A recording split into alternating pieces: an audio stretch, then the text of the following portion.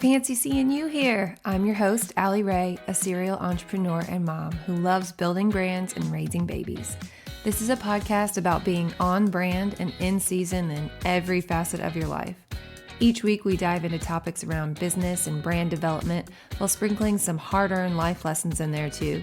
So if you love a good brand and a good breakdown, buckle up and come along with me as I sort of seamlessly switch between major life roles in an attempt to fulfill all the life dreams of a Type A Enneagram 3 millennial small business owner who wants to help other entrepreneurs and raise good humans. This is the Allie Ray Haney Show.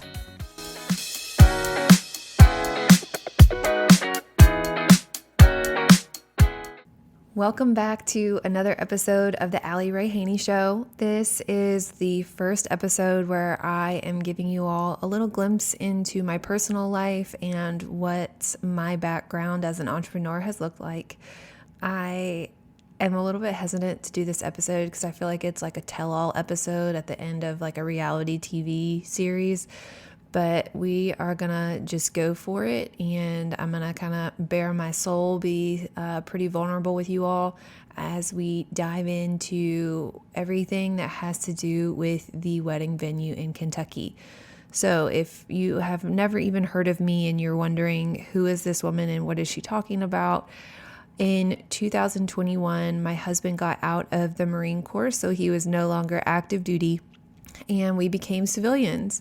And that transition to civilian life in and of itself was a challenging transition, a lot more autonomy, a lot more accountability for the decisions that you make in your personal life in terms of like where you want to move and what you want to do and the work-life balance that comes with not being told that you have to do something or be somewhere for, 6 months at a time, what have you. So that's where this particular story is going to begin, is in the spring of 2021. And that was as he was preparing to get out of the Marine Corps. We were figuring out where in the world we were going to live. And he said when we first got married, even maybe before we got married, that when he got out of the Marine Corps, regardless of whether that was in 20 years after he made it a full career or if he decided to get out early, which in our case he did. He got out after 7 years. Whenever he got out, he wanted to move to Kentucky. And I didn't really think much of it, A, because I thought we were going to be in for 20 years and that maybe that decision would change multiple times between now and then. And B, I didn't really know what the draw to Kentucky specifically was. He was born in Tennessee, but there was no real ties to Kentucky. However, he says he likes bourbon and he likes horses, so he wanted to go to Kentucky. What other better place could there be other than Kentucky to get those two things?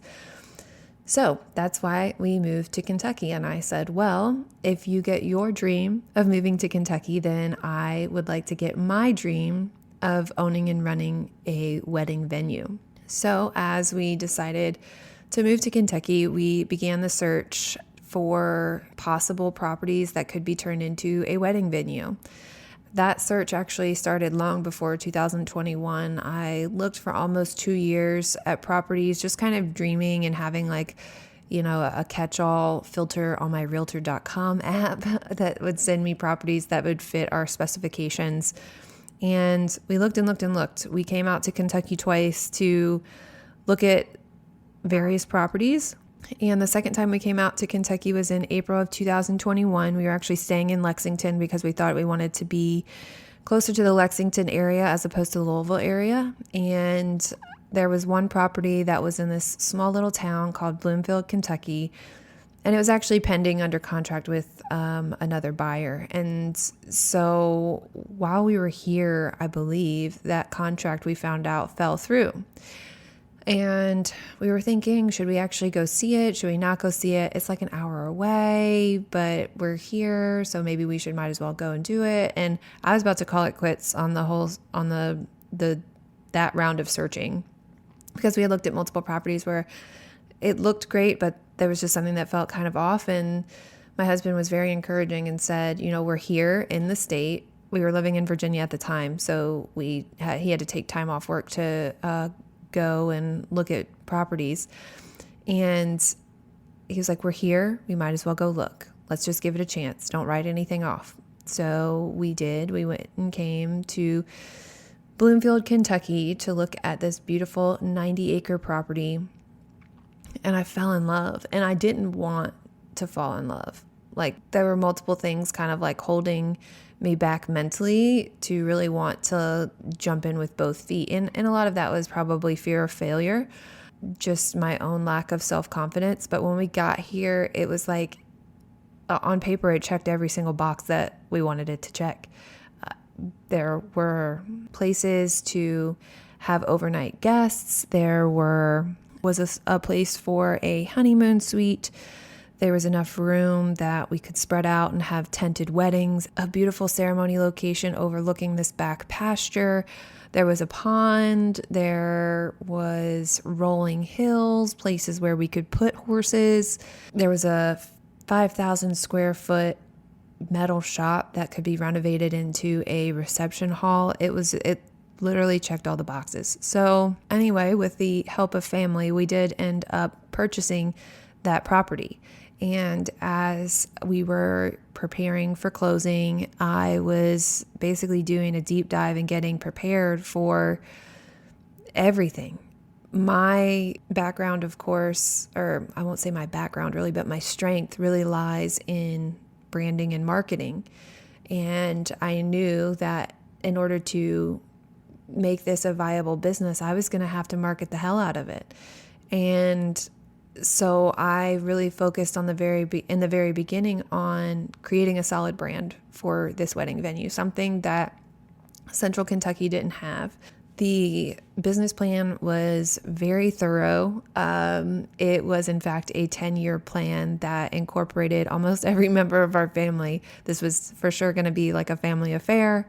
And yeah, it was a really, really beautiful dream. I'm going to jump into a little bit of the brand story behind the Commonwealth, which is the name that we settled on after months of kind of toiling over that. We decided on the Commonwealth Weddings and Events because we are originally, well, like I mentioned earlier, Caleb was born in Tennessee but raised in Virginia, and I was born and raised in Virginia, which is one of the 4 Commonwealths in the United States. The second Commonwealth is Kentucky, and then Massachusetts and Pennsylvania round out those 4.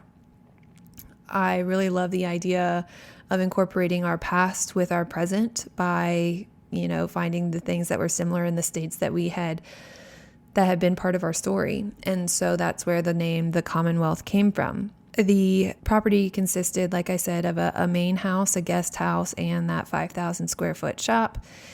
The main house was going to be the overnight accommodations for the bridal party, and the main house has 5 bedrooms. Of course, there are only 4 Commonwealths, so 4 of those rooms were named after the Commonwealths of the United States. So one was the Virginia room, one was the Massachusetts room, one was the Pennsylvania room, and one was the Kentucky room. We did have one room that was left over, of course, and that room was not used as a bedroom by the previous owners. It was used as a study. So it was like different colors than the rest of the house and had some really pretty dark wood, like cherry wood wainscoting. And so we made that more of like a masculine room and didn't give it a name. But anyway, the Commonwealth theme ran very deep throughout our brand. In the foyer, there's marble floors, like Italian marble floors, and big, beautiful columns. The marble floors are all in diamonds as well. So we used all of that within our logo and our technical brand. My goal was to make this wedding venue the most luxurious wedding venue in Central Kentucky. We wanted to host wedding weekends as opposed to wedding days. So the idea is that the couple would check in on Friday afternoon. They would host their rehearsal dinner and rehearsal of the ceremony right here on site. And then they would be able to sleep over with their bridesmaids or groomsmen in the main house or family if they so choose. And then be able to get ready on site. They would be able to have their ceremony, their reception on site.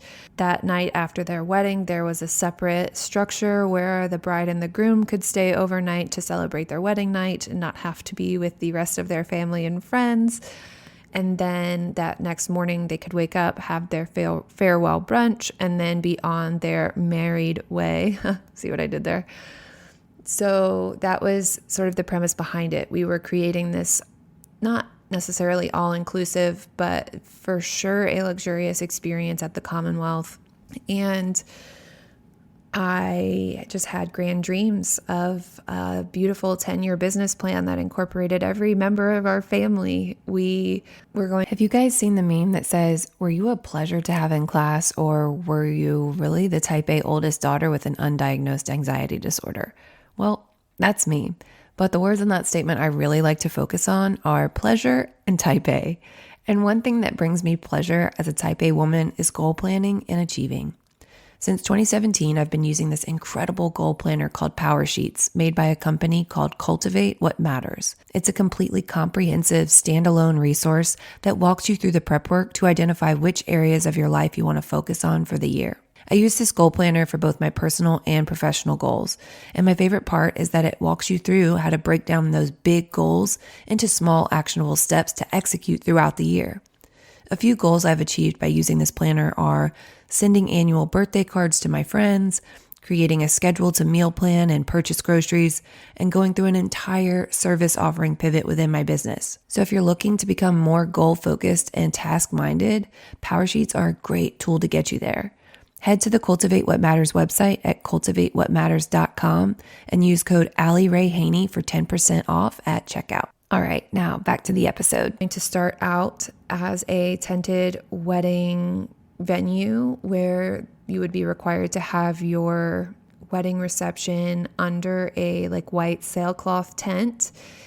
And once we started having revenue coming in, we wanted to transition and renovate the 5,000 square foot shop to be an indoor wedding venue or reception area so that we could host events all year round and weren't subjected to only hosting them in the warmer months. And that was the original very rough business plan. It was more of a grow small or grow steadily, bit by bit, as opposed to throwing a ton of money at the renovations of the reception hall from the start. If you were to fast forward the plan by, 4 or 5 years, I still have it written down somewhere, but our goal was to kind of transition me out of the venue manager position where I would be I always hesitate to say CEO because of my obvious self-confidence issues, but essentially the CEO or the visionary of the company, because there were going to be multiple streams of income. The first was going to be the wedding venue. The second was we wanted to begin to purchase smaller properties, 1 to 2 bedroom properties on smaller acreage, to be able to have short-term rentals around the area, because this is a very rural area of Kentucky. We're about an hour from Louisville, hour from Lexington, and 30 minutes from Bardstown, and Bardstown is where the nearest hotels are. So we wanted to start buying up properties that we could convert into Airbnbs. And so that would obviously take another, person to manage those. And then finally, the sort of cherry on top of the Kentucky sundae, so to speak, was we are right in the heart of the Bourbon Trail, and we wanted to be part of that culture. And we really would have loved to create, build, become a micro distillery where our couples were able to pick out a barrel of bourbon that only their guests would ever be able to partake in. So a very exclusive, a very luxurious, one-of-a-kind event. That's what we wanted to offer our patrons, our clients, our customers, our couples. And that never actually happened. So now I'm going to transition from the 10-year plan to the actual occurrence. You might wonder, how in the world did any of this happen where you actually secured the property but then weren't able to make it go through? And it's an interesting story because we, even though are not, I would say, the most experienced in the real estate world. I don't feel that same way anymore. But at the time, we were figuring it out as we went. But if nothing else, I am a planner and I do my due diligence anytime I'm diving into something new. And we did our due diligence. We tried to get a contingency on the contract to get a conditional use permit on the property prior to the purchase of the property. We were in touch with the zoning administrator prior to the purchasing of the property. We did everything we could in order to make sure that this was going to be a viable plan. And so as we were figuring out what our next steps were, let me back up. My initial contact with the zoning administrator was before we even put in an offer. And we were told that there should not be any issues having the conditional use permit go through. And a conditional use permit, in case you don't know, because I didn't know much before this process, was anytime there's a piece of property, it is zoned for a specific use. That use could be residential, it could be commercial, industrial, agricultural. The property that we wanted to purchase was zoned agricultural. However, because we wanted to run a wedding venue on it, we were using it for a purpose that was not initially intended per the zoning. So to use it outside of its zoning laws or rules, we have to get what's called a conditional use permit. And that process, I was under the impression, would be a very, not necessarily easy, but straightforward process. And it was not. We were told that the permit couldn't be guaranteed, but based off of the other venues in the county, there were 2 at the time, that they don't anticipate any issues coming up. So we go ahead with the offer with the ultimate purchase of the property, despite being told that we could not go through with the conditional use permit process prior to purchasing the property. That was also something that I tried to do. We were told that our names had to be on the title of the property prior to filing for that conditional use permit. And I'm telling you all of this stuff because it's pertinent to the story later on. So we purchased the property, hit the ground running when we got here. We went and wanted to go get that permit process underway as quickly as possible. And part of that process is notifying all of the neighbors that have adjoining property lines to you that there's someone's trying to put up a conditional use permit for a property for XYZ use. And so we knew that those letters would be going out, and we wanted to introduce ourselves prior to that happening. We wanted to show everyone that we were good humans and that we had everyone's best interest at heart, that we weren't coming in here from, another place and trying to disrupt their lifestyles, that we were simply living out a dream of mine. And that didn't go over well. We were not well received. Of the, I think it's 11 property owners, we were only able to speak with 3 of those, and 2 didn't seem to care. Well, none of them seemed to care at the initial time of introduction, and anyone else that we weren't able to speak with, we left a letter in the flag of their mailboxes with our phone numbers, with our names, with our stories, so that we could be in touch with them if they wanted to ask us questions. Yeah, within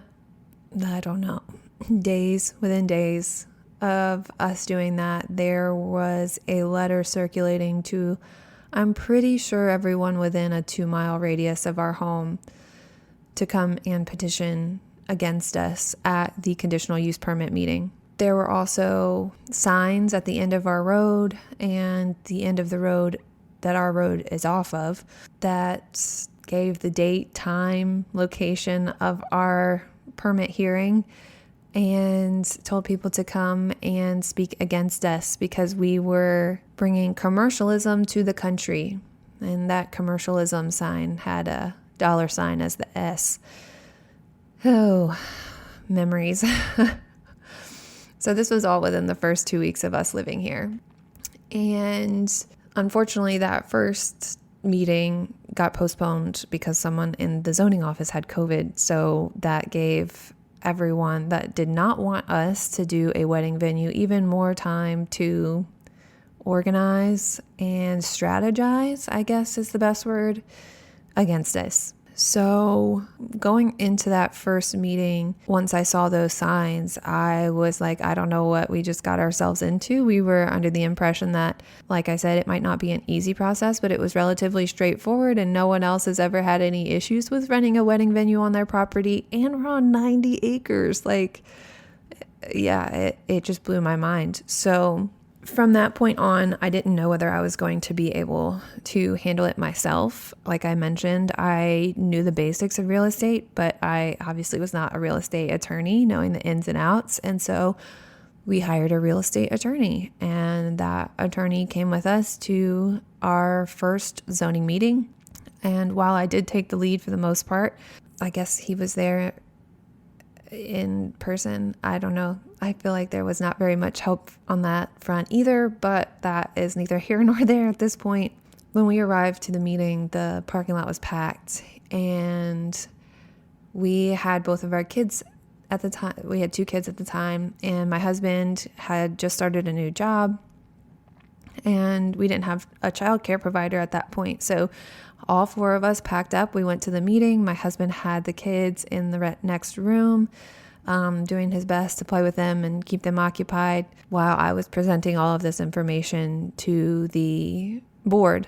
And we had 15 people, I believe, speak against us, which is the most in county history.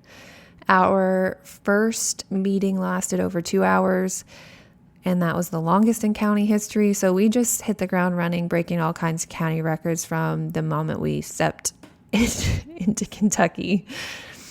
And that first meeting was riddled with concerns, some legitimate, some illegitimate. I guess some of the highlight reels of the illegitimate concerns were that we were going to basically make the property into a music festival and have people popping up tents all over the 90 acres. Other people were concerned that we were going to have noise pollution and light pollution that would affect them being able to hear the owls hoot at night. And finally, one of the other illegitimate concerns was that we would be attracting and bringing sex offenders to the area. So we were faced with a lot, and that meeting ended in a continuation to a second meeting where I was required to get more information from county officials such as the health department for septic, such as the county road engineer to make sure the road could support the traffic that we were bringing on, the county engineer to also give us the same information. I never would in my life would have thought that I knew what a QK4 test was until this time. So we had a lot of phone calls to make before the next meeting that was set to be in 2 weeks. It was a busy 2 weeks. Again, at this point, we didn't have childcare, and I was making phone calls and scheduling meetings with like the county road engineer, the health department, everyone. And essentially what I was trying to tell the board was, of course, we were trying to do our due diligence and doing everything the right way the first time. So yes, of course, we planned on properly installing septic and going through the health department to do that. We were planning on making sure that there was ways not to have noise pollution go to our neighbors. All of that was on our minds, but we weren't going to invest the time and money and extra resources into that if we weren't going to be approved for the permit in the first place. And of course, that's why we came to get the permit first. And that second meeting, there were actually only 2 people that came to speak against us. And at that point, it was supposed to be a meeting that was open to the public, but not open to public comment. It was simply supposed to be me and the board discussing the concerns and the findings that I had researched from the county officials. And of course, that didn't happen. The first meeting, we were told that everyone was able to speak for, I believe it was 4 minutes one time. There were individuals that got up and spoke 3 to 4 times, some speaking upwards of 10 minutes each of their turns. It was just the Wild West. Like, no one was following directions. No one was instituting or implementing or enforcing any of the rules. And so it felt like I had gotten railroaded. And then the second meeting, like I mentioned, open to public, but not open to public comment. And still people showed up and spoke and the board allowed it. And it was just wild to me that I felt like I was following all of the rules and trying to do everything the right way. And essentially what it came down to was, I'm not from around here, so I don't know how things work around here. And because you're from out of town, we don't welcome you. And we're going to make it really hard for you to get this permit. But actually, you came really prepared and you did everything we asked you to do. So we can't not give it to you. But we're going to give you 18 restrictions on this permit. And so some of those restrictions, mind you, we live on 90 acres, were that we couldn't have string lights because they were afraid of the extra light pollution. We couldn't have outdoor music except for low music during an outdoor ceremony. Remember, I told you my business plan from beginning was that we were going to start with outdoor tented wedding receptions so that we could then work our way up to renovating that reception hall. No, that's not going to happen because of this permit. So that immediately is anywhere from $500,000 to $1 million renovation that we'll have to foot the bill with no income, because we can't have weddings without a reception hall, but we can't do anything outside. What are some of the other restrictions? Many of the other restrictions were ones that we would have had to go through with like the county inspector anyway, like the amount of people that we could have at an event. It was just all a lot. And then, look, there's nothing more on brand or in season than confidence. Whether you're an entrepreneur or a mom, in a time of imposter syndrome and constant comparison, we could all use a little bit more confidence. And that's what Created Colorful gave me. Created Colorful is a virtual color analysis where you are given your knockout color palette for guaranteed constant confidence. Imagine going into a store and knowing exactly what to pick out to make you look your best at all times. That's what Created Colorful gave me after a bout with postpartum depression, as well as an isolating entrepreneurial endeavor. So if you would like a quick confidence boost, use code AllieRay for $15 off your Created Colorful virtual color analysis. You can book that analysis at createdcolorful.com/virtual color analysis. Use code AllieRay, that's ALIRAE, at checkout for $15 off your consult and be one step closer to the confidence you crave. Between those two meetings, the first meeting and the second meeting, I did a ton of research on the other two wedding venues. I pulled the minutes from those old meetings. The first one walked in and he had been a member of the community for ever, like I think born and raised here, but his son wanted to do a wedding venue on their property. And essentially they were like, okay, got to have the music off by this time. And that was it. That was the only restriction. The second one, as I was reading through the minutes, I thought it was very interesting because in the minutes, they said something about the closing date and that it was approaching. So that tells me that they were filing for a conditional use permit on a property that they didn't yet own, which I was told that I could not do. Finally, that second venue was also allowed to start their wedding venue with a parking lot and a field. No gravel, no nothing. They were told that they had to have gravel within a specific time frame, but they were allowed to have people parking in the grass. We were told that we had to have gravel to start with and had to have it paved within a specific amount of time, which I believe that time frame was 18 months. Do you know how much it would cost us to pave that within the first 18 months of our business after already having to renovate the reception hall right off the start? That would be another around $75,000. And that's even with a discounted rate because my husband works a local paving company. So now we are $1,075,000 into this and we haven't even been able to start yet. And that's of course not including the purchase price of the property. So all of that to say, I have to tell you now how the meeting ended with our permit with 18 restrictions. Well, one of our neighbors decided that it was a good idea to threaten us on public record. And because I have marked this as a non-explicit show, I will replace any words that she used in a nice way. She said, as I had my back turned to her and was packing up my things to go get my kids in the next room, if anything happens to my kids, it'll be your last effing day on this earth. You're not from around here. You don't know how we do things. And then after I got my things together, gathered myself in the next room, started to walk out with my husband, my kids, and our attorney, an older gentleman decided to follow us to our vehicles, tell us that we are the monsters of Ashes Creek, which is the area where we live, that no one wants us here and that this won't end well.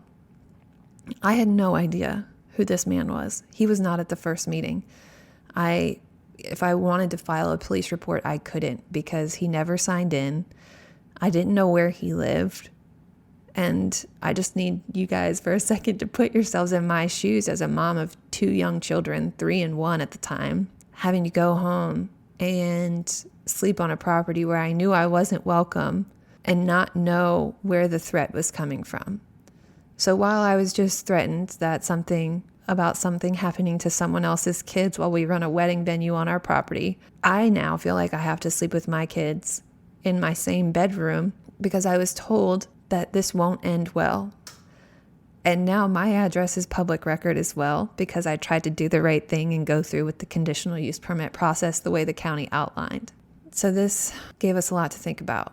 It affected our business plan. It affected our personal lives, our daily lives. Still, to this day, 2 years later, when we pass some of those neighbors on the road, we get flicked off. And it's just so crazy that we couldn't have a decent conversation even. And it just makes me so sad. And, I felt like there was a little bit of a win in there because we got the permit, right? That's what we wanted. But at the same time, I was like, I don't know how we're going to be able to make this happen. We don't have $1 million to throw into this renovation. And even if we did, like, our neighbors could see when people were coming to the venue. And they all have shooting ranges that, go around our 90 acres. And they clearly all know each other. So they are able to communicate and anticipate when the ceremonies would be and start shooting, during the ceremonies. They could run their 4-wheelers while ceremonies were going. They could sabotage us in many, many ways. And I knew after that meeting that we had a target on our backs and they would probably do anything within their power to be able to make us fail. And it just didn't. It took me a long time. I was still meeting with contractors through, I want to say February, to start figuring out how we were going to renovate the reception hall, how we were going to install the trees that needed to be installed to buffer the noise. That was also a requirement on the permit.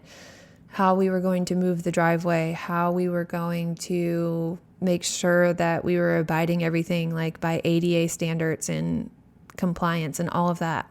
So that puts us into February of 2022. And I think everyone around me knew it, that it wasn't going to happen, but I was in denial. I wanted this so badly that I was willing to be blind to the truth. So it was in about April of 2022 when I finally opened my eyes or was ready to see the truth. That was, this wedding venue is not going to work. it could work, but it wasn't going to be the venue that I had in my 10-year plan. It wasn't going to be the luxurious, exclusive experience that I thought it was going to be, that it could be. It was going to be just another barn venue, and that was that. But just another barn venue wasn't going to pay the bills, wasn't going to do what I needed it to do for our family.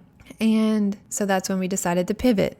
And that pivot looked like an Airbnb so that we could bide our time and pay the bills and figure out what our next steps were going to be. I want to add that we found out we were pregnant with our third child in December of 2021. So I was almost halfway through the pregnancy, or over halfway through the pregnancy, in April when I decided that we were going to do Airbnb. He was due in the beginning of August. And so we had then another timeline that we were kind of working against. So it was in April that we made the decision to convert the big house, or the main house, into the Airbnb, and our family of 4 at the time, was moving into the guest house. The guest house is about 900 square feet. It's 2 bedrooms. So the big kids that I now so lovingly call them, they were going to be sharing a room, and it was then our bedroom and a bathroom and a kitchen living space. So in May, we moved over to the guest house, and July, I had all of the furniture ready and the Airbnb ready to go. I had contacted the zoning board and said I had permission on the initial wedding venue permit to have X amount of guests stay overnight. Am I good to go on an Airbnb? Because that had been a conversation in the initial meeting as well. And I was told, yes, you're good to go. So we started opening the books in July of 2022. And I knew, well, technically I didn't know at the time, but I was going to have a C-section with my son in mid-August. And so once I realized that I had to have a C-section, I blocked out the weeks. So Emerson, our youngest son, came on August 19th. I ended up having to have an emergency C-section. And thankfully, we're both here. The doctor saved our lives, but I wasn't able to climb the stairs to the guest house to get upstairs to heal and take care of him. So we blocked out the dates for my recovery at the big house, and we stayed over there. But we had hosted our first round of guests in July, and the neighbors immediately were adamantly against that. They took screenshots of my Instagram. They screenshotted the cars in front, or took pictures of the front of our house with cars in front of it. They screenshotted the Airbnb listing, turned us into the planning and zoning board, and planning and zoning board told us that we had to come in again for another conditional use permit, specifically for short-term rentals that were not on Fridays and Saturdays. Oh, this whole saga was like it was never going to end, and we were just trying to pay the bills. So Emerson was born in August while I was hugely overdue pregnant. I was going into the zoning office to make sure I had all the right paperwork so that we could schedule the next meeting. And during that time, there was also that venue that I told you about initially, where the son wanted to conduct a venue on their property. That venue at this point has been in business, I believe, 10 or 12 years. It's been a while.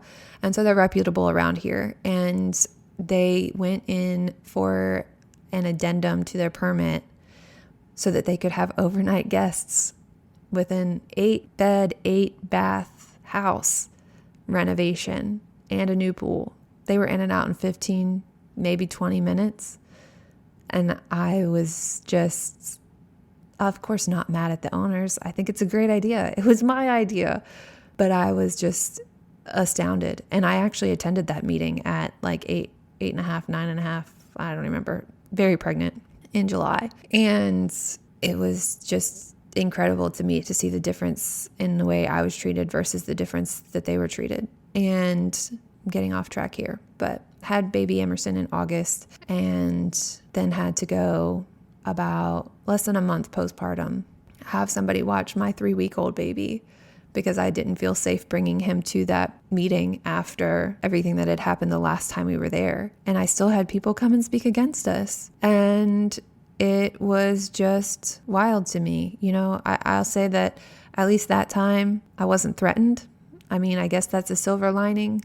And we were approved to run the Airbnb the way that we pretty much wanted to run the Airbnb. But those same neighbors tried to use our unborn child against us as far as the guest count goes. They were approved for X amount of people, and now they're 4 people living on property, soon to be 5 people. Like, how does that affect the septic? Like, wild to me, doing anything to try and put a roadblock in front of us. And it was just devastating. I vividly remember it was one of the first days that Caleb had gone back to work after I had Emerson, and I was finally able to climb the stairs to the guest house. It was one of my first days at home with all 3 kids by myself. And they decided they wanted to have target practice. Fine, it's a free country, do what you want. It did impact me because I had, 3 young kids, one of which I was breastfeeding and another of which I was trying to get down for a nap, and I was breastfeeding one, and my son got scared when they shot off tannerite, which, if you don't know what tannerite is, it sounds like an actual bomb going off. And it scared him so much that he bit my scar, my fresh 3-week-old C-section scar. He bit me because he was trying to hide his face in my stomach after that bomb went off. Well, after the tannerite went off that sounded like a bomb. And then I had a 4-year-old daughter asking me if our house was going to blow up someday. And I don't know how people can be so mean. Let's fast forward to now. We run a successful Airbnb, and much of that craziness has calmed down. We're still not on really speaking terms with any of them, but to my knowledge, we've not been referred back to planning and zoning for any either legitimate or made up infractions of the rules that were set forth on the Airbnb permit. But it has been a hard 2 years of trying to understand the failure, or whether it's not a failure or an accident or whatever you want to call it. It's just, as a type A planner who thought she had all of her bases covered, had created this beautiful brand, this idea, this vision, this dream, to have it all pulled out from under me for circumstances that were beyond my control is devastating. I've learned a lot. We've grown a lot as a family of 5 now. Literally, our family has grown, but also emotionally, our family's grown. We lived in 900 square feet altogether since May of 2022, so almost 2 years now. And we figured it out. We've learned a lot. One of the major lessons that I've learned from this is that you have to stop viewing any occurrence, like in personal life, professional life, as a failure or a success. Otherwise, you'll probably slide into a deep, dark entrepreneurial hole, personal hole, like whatever it is.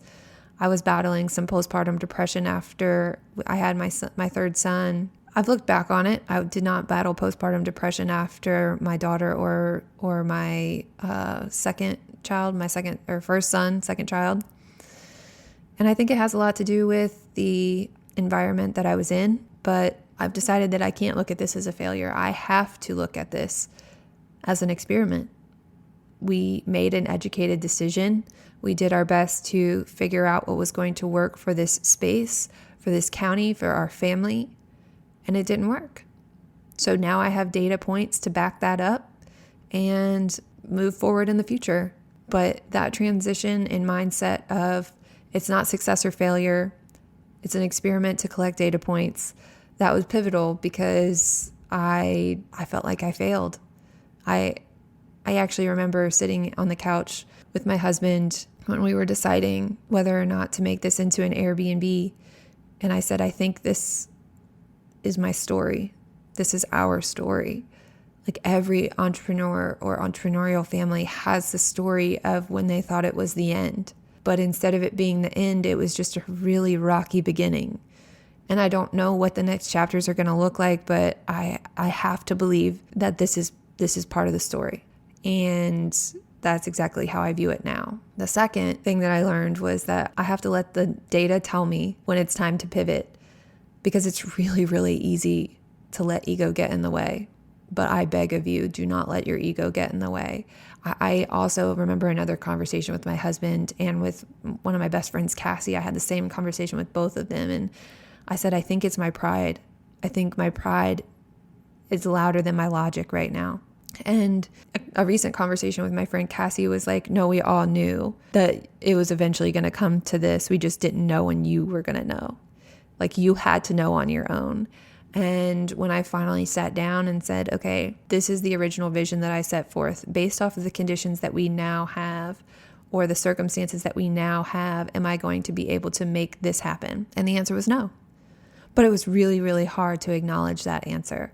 I had to sit down and look at it black and white and remove any bit of emotion. And trust me, when you are pregnant or freshly not pregnant, you have a lot of emotion there. And that was really hard for me. The next thing I learned was that I had to realize when the business, or even the idea of the business, was taking a toll on other areas of my life that were unrelated to that business. I said we grew closer as a family, but that didn't come without its challenges either. I felt like I was shouldering a lot of the sentiment of failure on my own shoulders, and that was very isolating from my husband. I thankfully had a very awesome childcare provider that came to our home like 3 days a week throughout most of this process. And I felt like I couldn't function without her. Like my role as a mother was suffering because I was pouring everything I had into this business that wasn't going to go anywhere, but I hadn't acknowledged that it wasn't going to go anywhere yet. So like all of the areas outside of my business life were suffering. A little bit more backstory to like my business background. I was a wedding photographer. That's what got me into the wedding world. And I completely stopped taking weddings once we started the wedding venue venture, because obviously I couldn't be shooting a wedding and running a wedding at the venue at the same time. So that was a whole other hurdle of weddings book out anywhere from 6 to 18 months. So there was a huge gap in income now that we weren't replacing my wedding photography business income with the wedding venue income. So this was devastating our finances as well. At some point, you have to learn when to like wave the white flag and pivot and start a new plan. And that's what happened in April when we decided to go to an Airbnb. And my final lesson that I would love to impart or include in this episode is that I'm here to tell you that anything is a season. Whatever it is you're going through, it's a season. Even if it's a good season, enjoy the good in that season. But if it's a bad season, know that it's only temporary. That season does not have to define you. And although I wouldn't say that I am totally on the other side of this season, I'm on the upswing of the season, and it's a relief. I don't know how else to say it, but it's not like an immediate release of pressure off my chest, but I can now feel like I can start to breathe again. Now that I'm acknowledging that it's not going to work, that we are taking steps forward to be able to create a new chapter and let this just be that, a chapter of our story and not the whole story. So now where we're going from here is I actually got my real estate license to be able to be the listing agent on this property. So the property is at this moment on the market. And if you know of anyone that wants to move to Central Kentucky, as long as you're not running a business on this property, it's a really beautiful property to be part of. I still find myself kind of lamenting the fact that we had even had, consults, I guess, or quotes given to us for building homes on this property so we could also live here, because this property backs up to Taylorsville Lake. And although you don't have access to the lake because it's an Army Corps lake, you can still have the view of the lake. And I was just so excited to have a lake view for our home. This property has a lot of potential if you're using it within agricultural purposes. I know that I haven't really sold it well here, but it is a breathtaking homes, plural. But yeah, it's been quite the entrepreneurial journey here in Central Kentucky throughout the last 2 years. But I'd like to think that we are coming out on top with an incredible story and an even stronger marriage and family for it. So I hope this answers some of your questions about our time in Kentucky and our adventure with the wedding venue. I really appreciate you all tuning in to yet another episode of the Allie Ray Haney Show, and I'll catch you next week. As my son would say, did it! You just completed another episode of the Allie Ray Haney Show. If you found this helpful, please rate, review, and subscribe to help others find this show and so you never miss an episode. Take a look at the show notes for all the resources mentioned in today's episode. Let's continue the conversation over in my private Facebook group, the Allie Ray Haney Show Insiders. See you next Wednesday, and as always, I'm here cheering you on as you build your dream brand and business.